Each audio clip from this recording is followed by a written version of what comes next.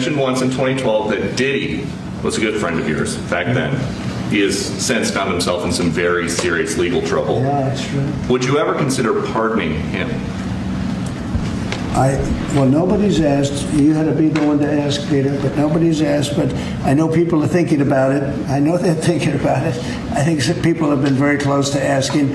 First of all, I'd look at what's happening, and I haven't been watching it too closely, although it's certainly getting a lot of coverage. I haven't seen him. I haven't spoken to him in years. He used to really like me a lot, but I think when I ran for politics, he sort of, that relationship busted up. From what I read, I don't know. He didn't tell me that, but I'd read some little bit nasty statements in the paper all of a sudden. You know, it's different. You become a much different person when you run for politics and you do what's right. I could do other things, and I'm sure he'd like me, and I'm sure other people would like me, but it wouldn't be as good for our country. As we said, our country's doing really well because of what we're doing.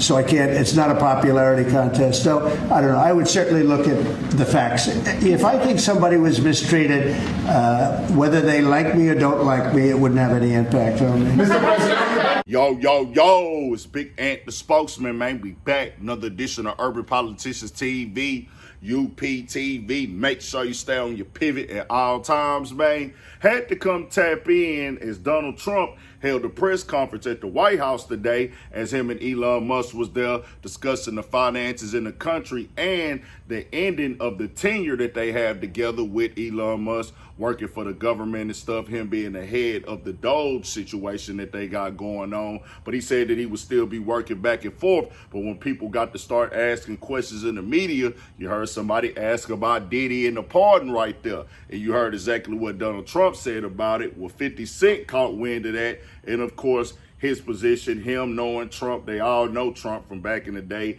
even times, and they got relationships with him and stuff like that. He's most definitely connected to the culture and know what's going on in the game. He threw that up and said, he said some really bad things about Trump. It's not okay. I'm going to reach out so he knows how I feel about this guy. And he put that up on the grab, and that's just 50 Cent trolling. Anytime you see Diddy trending, it was all over the blogs today. 50 Cent is going to take a shot at it and a jab at it and make fun of Diddy. That's just what he be on. It's just him continuing to do that as well. He know that it's going to be all over the headlines, all over the websites. It's going to get reposted and reshared everywhere. Now, when it do come to Diddy and the pardon on that side, Donald Trump kept it 1,000. Just straightforward as much as he could speak on it right then and there. He said he didn't know all the facts of the case.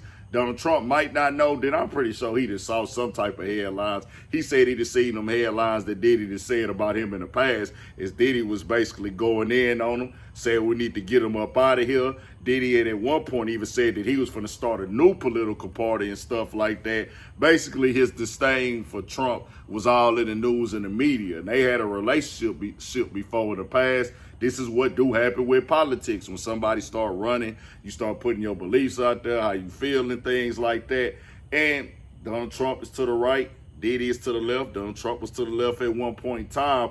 But I tell you like this right here, I bet you Diddy would most definitely endorse Trump for that federal pardon with these cases. And I wouldn't blame him, just keeping it all the way 1,000 because of the simple fact this man's life is on the line. They is really going for the gusto on him. Now, because of the trial is already going on, it would have to be a different process for Diddy as opposed to it going before the trial starts and kicks off. And Donald Trump, I think, can kind of relate to these, not these as this exact case, but just having to face the federal government as we seen him become the first president that had to go take a mug shot and things like that in that type of situation. A former president, he had to go sit and take a mug shot. He was indicted and all this other stuff, had to go to trial. He ended up coming out on coming on top. In the end of it, still was able to get back in the office. But with how that played out, there is something in him that says, hey, not only can I look at you like, hey, nigga, you going to the feds and having to fight the federal government, but Trump is a businessman, bro. If it's good business, it makes sense to him. Let's just keep it all the way 1,000, as we've seen him recently grant the newest, most popular people, NBA YoungBoy and Larry Hoover, pardons. But he's granted other rappers pardons in the past. You got Kodak Black, Lil Wayne, And he got the First Step Act that has helped a lot of people get their time cut down. Trump is a businessman, so if it make business sense, it ain't gonna hurt the brand and what you got going on. He'll most definitely look into it if it reaches desk. And him knowing Diddy, he would give Diddy a fair shake if he gonna make that decision or not. You got to get with your advisors, and y'all know how this go.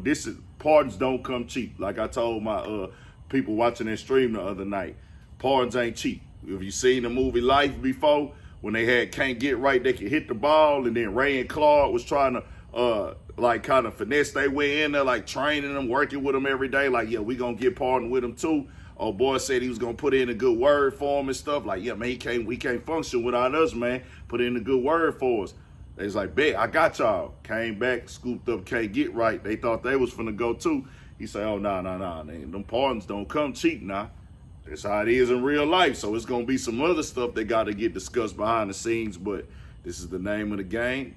We'll have to see what happened. I do feel like Diddy got some wild charges, and it ain't even the wild charges, the evidence that has been presented out there to the media. They have made Diddy look a certain way in the public eye, in the court of public opinion, to where Trump's team might want to just stay away from that. We'll have to see. Diddy case, innocent until proven guilty, but they didn't just damage this brand all over the internet right now and basically embarrassed him and put his private, sexual, personal life out there and made him look like a drug crazed, just wild, sexual deviant demon and things like that. Now, Diddy is a nasty nigga. Diddy is, pissy Diddy, nasty Cassie, a lot of nasty stuff going on with them. It's the verbiage of that case, though, as I say, where the federal government, they make the rules and the laws. It's nothing that we can do about that. But the way that they worded it, the way that they broke the cases down, the racketeering, the trafficking, and it has different preceding, like different parts of each one. It's like, how is he supposed to not get found guilty on each part that they got that go up to a count? If it's 4 or 5 things that make this count one thing, and then y'all could, even the gun being on there, it's like the guns is illegal. I'm at least gonna get charged with the gun. So how can they not file me guilty for that whole entire count? We would have to see how everything play out with it. But the way that they broke this down, him having his employees, his teams, his assistants working for him, they just saying, hey, over this 15-year span, he was breaking all these laws, and we gonna stack it all together as one and say this is a criminal organization. When I hear sex trafficking, when I hear human trafficking, and I hear just these things get thrown on a nigga, I'm instantly gonna think, well, nigga, you out here getting people you're wiping their identity away. You're kidnapping them because they got kidnapping in there. You're kidnapping them, and you're not letting them contact the outside world at all. You're treating them like your slave, locking them in dark rooms. They're not able to leave. Don't nobody know where they at. They off the face of the earth. That's what I think when I hear trafficking. But this is something different right here. They going for it. We have to see what happens. Got a few more weeks on their trial. Trump jumped out there and said, hey, I got to see the facts. Tell me what y'all think. We got more coming, more videos, all that. 1,000 for shit show. Stay on your pivot.